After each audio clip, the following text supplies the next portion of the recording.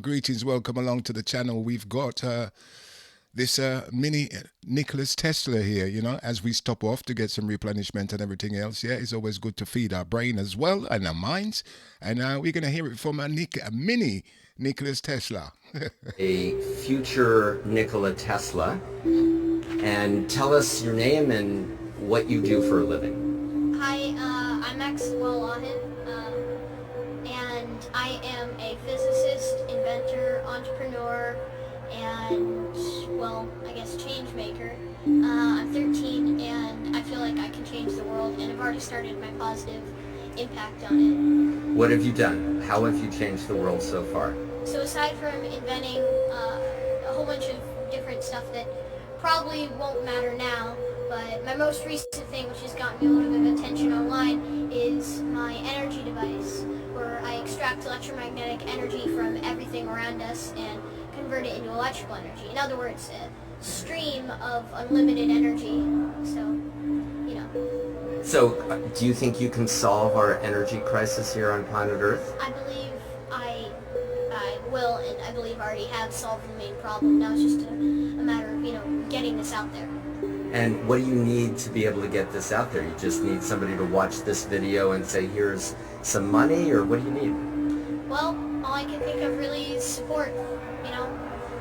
Throughout history, people like me have been prosecuted and killed, murdered, and a lot of other very horrible things. And if I have support from a lot of people, I don't think that that will happen in our modern day and age. We're a little bit too civilized for that. So all I'm saying is that if you think the world should be a better place too, then, just support. Okay, so we started off by talking about my book, E equals MC squared, and the new definition of God, and you told me that you had already come to the same conclusion 3 years ago, and that my book was a dumbed-down version of your theory, which I think it's clearly the case. What is God? So, a lot of... we're in the United States. Okay, yeah, and people walking around. Down in the basement here. Go ahead. What is God? Okay, so a lot of people think God is, quite in the biblical sense, a guy sitting up on a cloud who controls the universe, frankly, and has created all life. But my definition of God is not like that. I don't believe God is a person or entity. God is just another form of energy, or actually is energy. Himself, well, not even himself, itself. For the fact that you look at the Bible and other really, awesome but extremely vague and unreliable sources in religion that, hold these sources that we find and facts that we find, or so-called facts that we find, and really a lot of people think it's just about faith. But if you relate the Bible to quantum physics and apply most of the laws actually in not less of a figurative sense, but more of a literal sense, and replace it with things like the universe, you'll eventually find out that it explains in-depth quantum physics and astrophysics, experiments and theories. Well, maybe not theories, because maybe now they're proven. Who knows? Maybe the Bible isn't a story of something that happened on Earth, but maybe a story of how our universe began.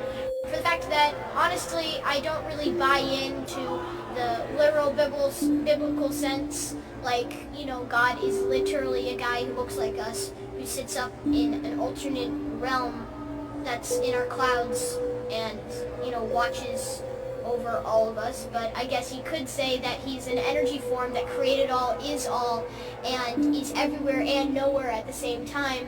God, or energy, lives within us, through us, and can... And is us. And is us, frankly. So you said what? That God is the energy that is in us, created us, and is us. Is that your definition?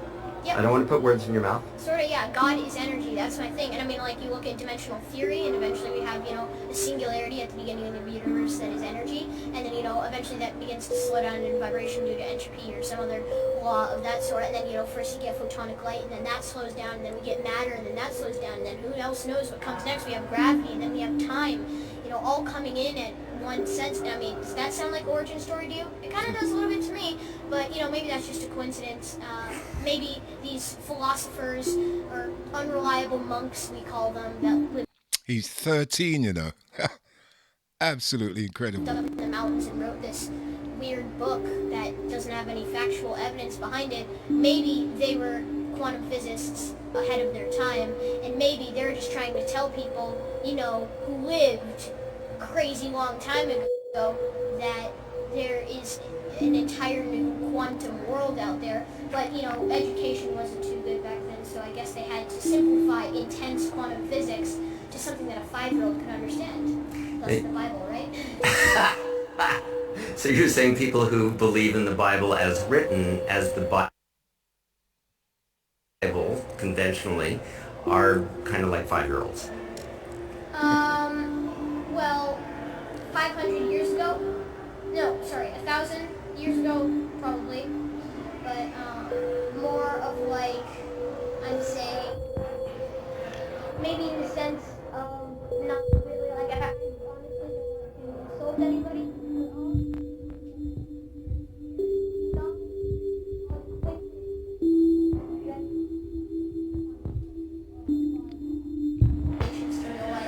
So, Yeah, sorry about that. The sound did go. It's not nothing to do with me. It's just the actual original recording. Yeah, but we are listening to the mini Nicholas Tesla. Yeah, he lost me a long time ago, anyway. But anyway, just carry on. saying that it's a coincidence. It's not fact. I'm not saying anything's anything. I have a very religious grandmother, so, I have to tell you, I let you kind of struggle with this because I realized the question was a little bit perhaps impolite to some people.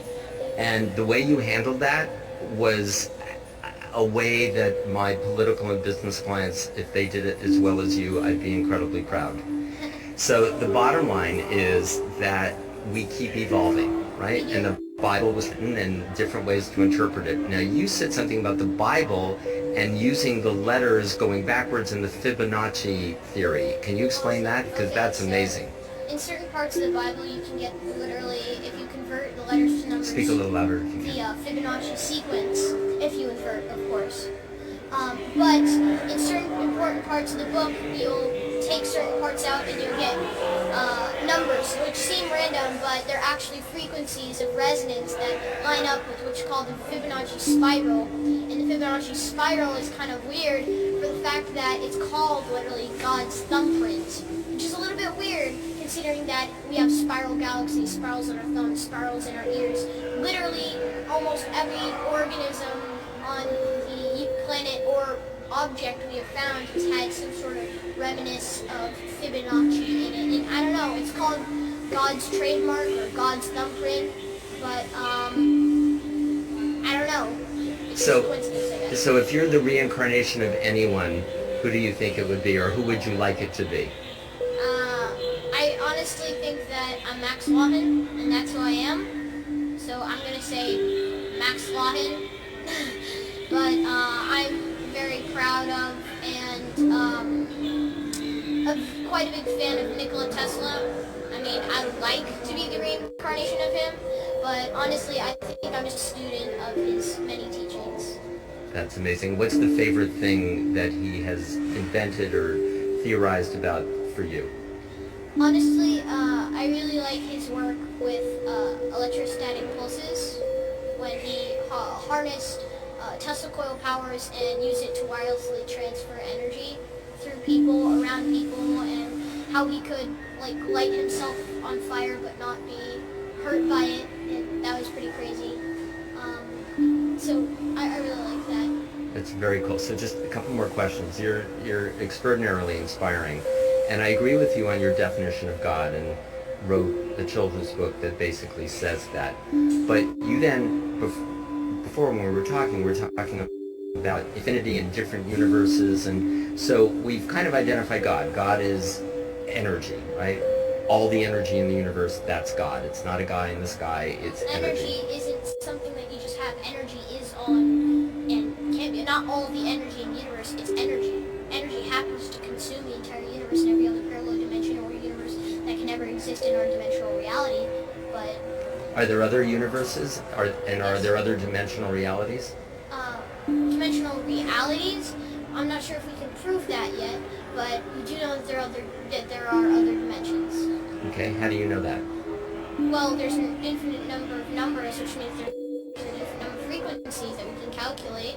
And if there's an infinite number of frequencies that we can calculate, that means there's an infinite number of frequencies that mass can take. And if mass can take an infinite number of frequencies, there must be an infinite number of dimensions. Or if you're one of those string theory guys, there's 10. Or if you're an N theory guy, you say it's 11 dimensions. But as of right now, I'm beginning to question. Wow, what a fantastic, what, I tell you, that is the mini Nicholas Tesla, you know, we just stopped off, you know, and we had to just replenish it. We thought we'd just feed our mind at the same time, yeah. Absolutely fantastic right here. Like we said, we just heading to Zion, you know, and we have to stop off. It's a fantastic youth. Anyway, hopefully everybody's supporting the youth. You get me? I say. So until next time, and never surrender your dreams. Constantly work towards the goals. Believe in yourself and have faith in the Creator with a little bit of power, which is your own willpower. You can make it. No, let nobody tell you so you can't make it. Yeah, it's 2023, and what's been hidden in the dark has now come to light.